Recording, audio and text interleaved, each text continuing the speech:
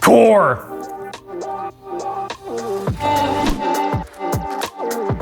EVGA is proud to announce their all-new Z490 for the Win motherboard for the latest Intel 10th Gen core processors.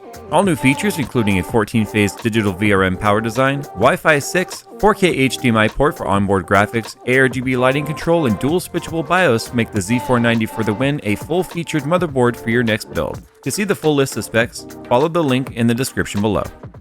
All right, so obviously, if you can't tell by your inbox, there's probably 50 million Intel 10th Gen videos in your inbox. We obviously need to build our test bench. That's why I didn't put this together like completely after I did the build.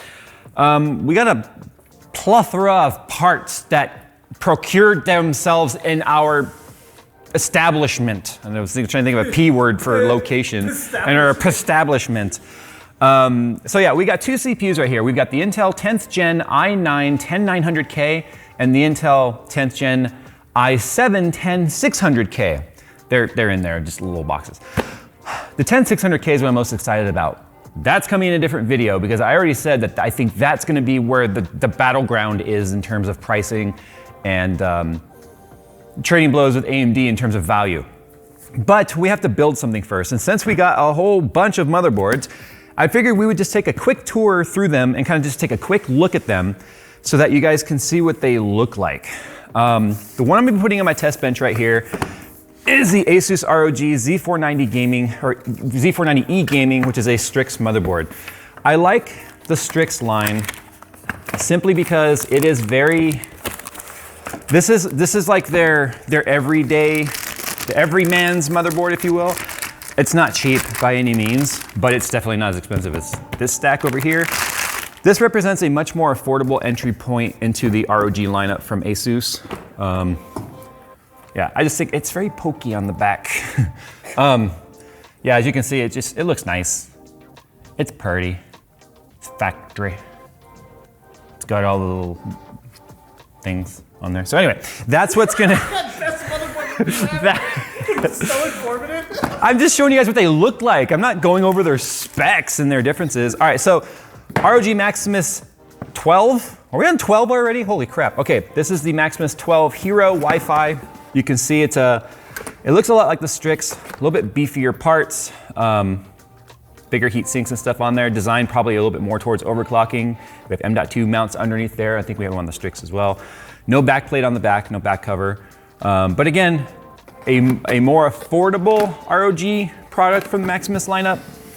From there, it steps up to the Formula. What the Formula is gonna add is a water block for the VRMs and a much prettier armor shield on it. So you can see you've got your EK water block. I believe it's EK. Yeah, it is EK. The EK collaboration VRM water block, which you can use with water or leave it air cooled if you want. But it also adds on the back, as you can see, ow, it's still pokey right there. On the back, you can see you get the shield on there, which is just a nice thing to have, I guess. Then we have the Extreme, which is extremely heavy. This guy is a like full EATX, I guess you can call it. It's the heaviest of the bunch. It's multi-layer PCBs, big heat sink covers for the M.2s, much bigger VRM heat sink, 4 DIMMs, DIMM.2, all the stuff you might expect. This is the big boy. This is like the whole, that's the top of the top when it comes to Asus and their mainstream platform, which is obviously the Z series. But that's not all we got. Meg Z490 Ace from MSI. We'll actually be doing a build with this as well. MSI has kind of moved on to their color scheme being black and gold, which is nice, especially if you're going for like, I think it would go good with maybe that steampunk idea I have in the future, right? Look at that. It's a nice pretty motherboard. So this is a standard ATX size. Got your M.2 covers. The screws are loose on that one, but that's okay. You can tighten that up. It's Morse code. Little mini shield on the back right there. And you can see this is for the back of the VRM, or no, this is the back of the chokes, I guess. Little heat sink. It's got a heat pad on there. So up here at the top as well for the VRMs. And then we've got the Z490 Aorus Master. I'm kind of excited to look at this board too because it's been a while since we looked at a Gigabyte product. I'm gonna this might be unpopular opinion. I kind of feel like they took a lot of design cues from Asus, because at a glance, that looks like an Asus board. It's not just me, right? But yeah, I do feel like a lot of the design cues from this might be derivative, but whatever, who cares? It's all about the performance at the end of the day. Speaking of performance, I can't give you those numbers until we build something. So let's get the test bench up and running. We're using an AIO, we're using a Trio X Fractal Design AIO, I already said that. We're using the Strix board, 16 gigabytes of Trident Z memory, 3200 megahertz, 500 gigabyte Samsung 950 or 860 EVO SSD. We're throwing our 4 terabyte games drive, 10900K, NZX TC850. 850 watts is plenty, since SLI is dead.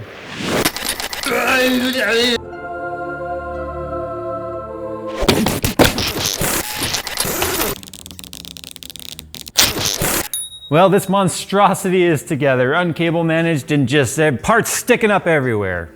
That's okay. So we got the AIO on here, we've got our fan bracket, so that's gonna help blow air down on the VRMs and such. We got our graphics card, which is not really the point of today's video, but look at this. Also too, you might have noticed we did switch the motherboard from the Strix to the Hero because we realized the Strix didn't have any surface mounted power buttons or a Q code readout, and I want all that on a test bench. I don't want to have to wire a power button and stuff, so we switched to the Hero board. Look, the Hero lights up RGB. Look at that. Oh, you stop it. Okay, here we go. Flex key, what is that button? Everything turned on, that's a good sign. There's so much RGB, look. Oh yeah, I forgot how much RGB the Trio has, dude. That's ridiculous.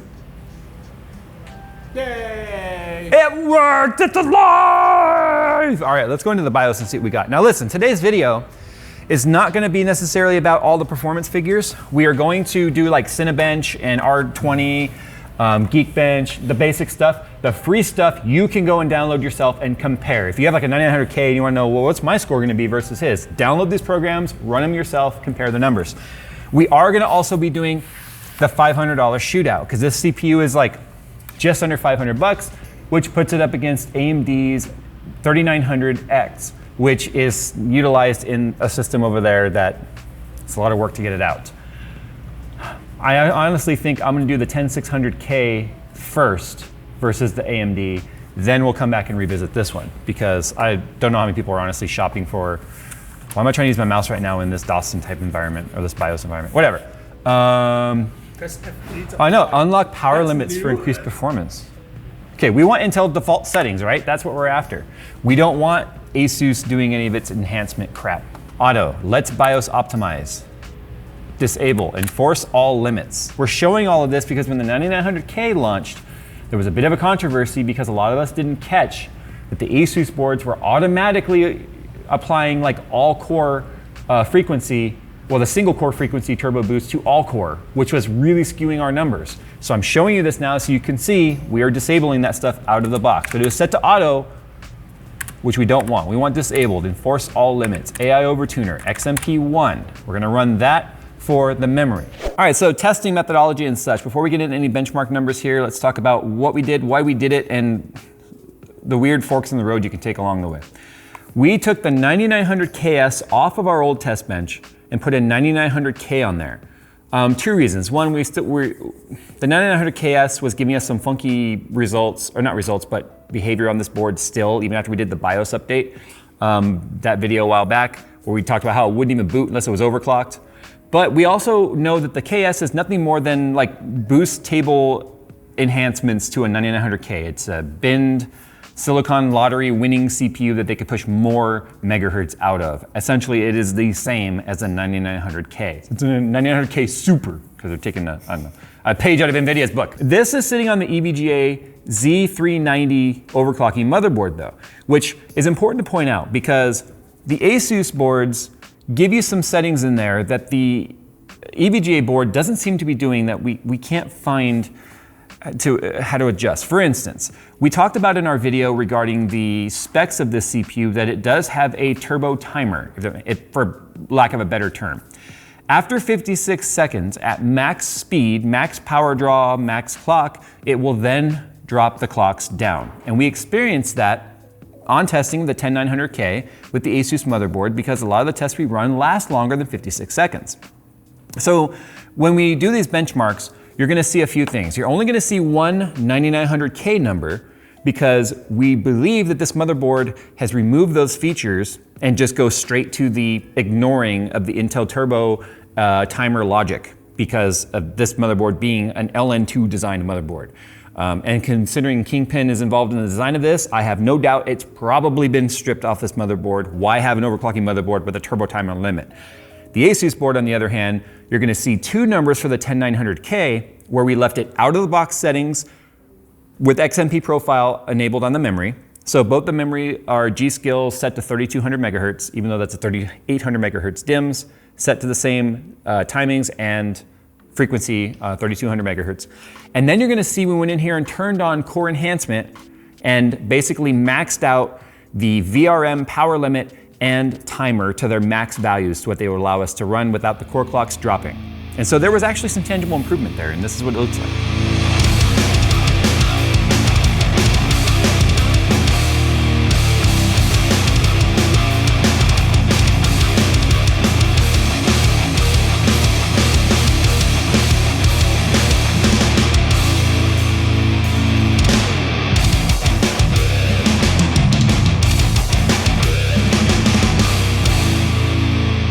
All right, results time. With the core enhancement off and the turbo timer and all that stuff at factory Intel specs, Cinebench R20, our highest score was a 6188. But when we ran the test back to back over and over and over, and there's no duration in between those tests allowing that timer to sort of reset, it dropped all the way down to a 5676. That's a big improvement. That's a lot of percentage right there. Almost 10%. Cinebench single score. Let's explain why it went from a 514 to a 524 when single core is clearly handled logically different than multi-core. So there's thermal velocity boost. And thermal velocity boost is essentially the same thing we just explained for a single core, only it has, or multi-core, but it has different logic and what frequency it will go to and how far it will drop. So all core goes to 4.9. That's as high as it'll go. And then when it's hit its limit, it then, in time, 56 seconds, it will then drop down. I couldn't even monitor frequencies. None of our monitoring software could see the frequencies of these CPUs, which is kind of funny.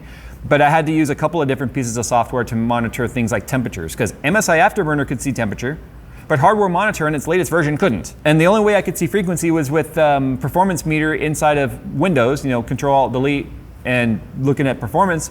But that gives us sort of an average between all the cores of what the core speed is. So I couldn't even tell you what exactly the core speeds went down to. We'll have to wait for some updates on software on the new 10th gen stuff. But what happens is single core goes up to 5.3 and then it drops down to like 5.2 or 5.1. Not a lot, but enough to increase or decrease the score depending on which way the clock speed goes. So we went in there and removed all those limits and did core enhancement. It allows it to stay at that clock speed a lot longer. And single core is more impacted by that because single core tasks take a lot longer to do. Like Cinebench single core on this CPU took like 10 minutes, something like that. It's a long time. So Blender went from 2 minutes and 20 seconds out of the box settings down to 2 minutes 4 seconds with core enhancement on and all that sort of stuff. And I think part of that might be because of AVX instruction with Cinebench. There's an AVX instruction offset which says depending on the type of AVX instruction that's running, it's going to reduce the core clock specifically because of power draw and temperatures, like I just said. Blender, I don't believe, uses AVX instructions. And so I think we're seeing a lot less of an improvement, although 16 seconds is nothing to scoff at. It's a good percentage of the total time. It's a lot less difficult of a task to run than Cinebench. We put Geekbench in there. Now, Geekbench is one of those tests that really didn't see a benefit from reducing or removing any of those limitations because it's actually kind of intelligent the way it runs its tests. It kind of alternates the type of test it's running, so it hits the CPU differently. And it does take a small break in between each test, enough to kind of reset that turbo limit timer. So we actually only gained 5 points, 1403 to 1408 on single core and 10652 down to a 10649. That just shows us we're in the margin of error where there's always gonna be a slight score fluctuation where no difference happened with that. 3D Mark, same thing, we gained like 70 points. Believe it or not, in 3D Mark, that's actually could be a bit of a margin of error. You can run 3D Mark over and over and over and get weird fluctuations. When compared to the 9900K, It's obvious it's better. It should be. It's now occupying its price point and giving you 2 more cores and 4 more threads with extra stuff in it like the thermal velocity. The turbo logic is obviously higher. It's going to a higher clock speed on both single and multi-core. But, and there's a really big but, and I cannot lie, don't buy this CPU thinking you're gonna overclock the crap out of it, because you're not. It's the same 14++ process. So they've had 4+ years, because all the way back to Skylake, of refining this process. I could not even get 5.2 all-core to run on this. It would start the test and get a little bit, and then it would crash. And if I could get it to complete the test, it took so much voltage to do it that we were seeing it hit thermal limit right away. 100C, just across the board on all of the cores. And it would hold the 5.2, 5.17 is what it was showing. But the score didn't really increase at all because we know it was doing this on the frequency. So instead of it like stepping down, it steps down and then steps up and down and up. So just bouncing off that thermal limit. And then when I was like, okay, let's increase the thermal limit, it actually crashed and it like locked up, hard lock. So I could not get any sort of a dirty overclock out of this. And then I tried to do a little bit of undervolting on it, that wasn't happening. So one of 2 things have happened here. They've kind of reached the limit as to how many megahertz they can pull out of the silicon, which is, look, you can't say that this is not an extremely high clock CPU, because it is. It wasn't that long ago when 5 gigahertz seemed impossible to reach. The other thing is it could just be silicon lottery. This is the first CPU I've received from Intel for a review that did not have Intel Confidential printed on it. This one says Intel Confidential, and this one clocks really, really well. Phil's CPU, for instance, when we built his ITX rig, a retail CPU, we bought it at Micro Center, does not overclock at all. He can't even undervolt it. 25 millivolts. He cannot go minus 25 millivolts, which is like the first real step of undervolting, without it crashing. He's got a CPU that runs what it runs on the print, and it takes every bit of voltage to do it because the ASIC quality determines how successful your overclocking and or voltage or undervolting is gonna go. I think that's kind of what's happening here. A mixture of the both. A mixture of the both. A mixture of the 2. A combination of both, I think is what's happening here. High clock speeds out of the box have got it much closer to its theoretical max that you can get in normal cooling configurations with LN2 and all that sort of stuff. Very similar to GPU boost. Kind of like the 3300X too, right? Yeah, 3300X, we couldn't get any overclock out of that whatsoever. Now I know that they've pushed like 6 gigahertz out of that, but yes, we're talking standard plebeian type cooling. Okay, and by plebeian I mean anyone that's running like liquid nitrogen and stuff, obviously. This is all pleb cooling. So that is what it is.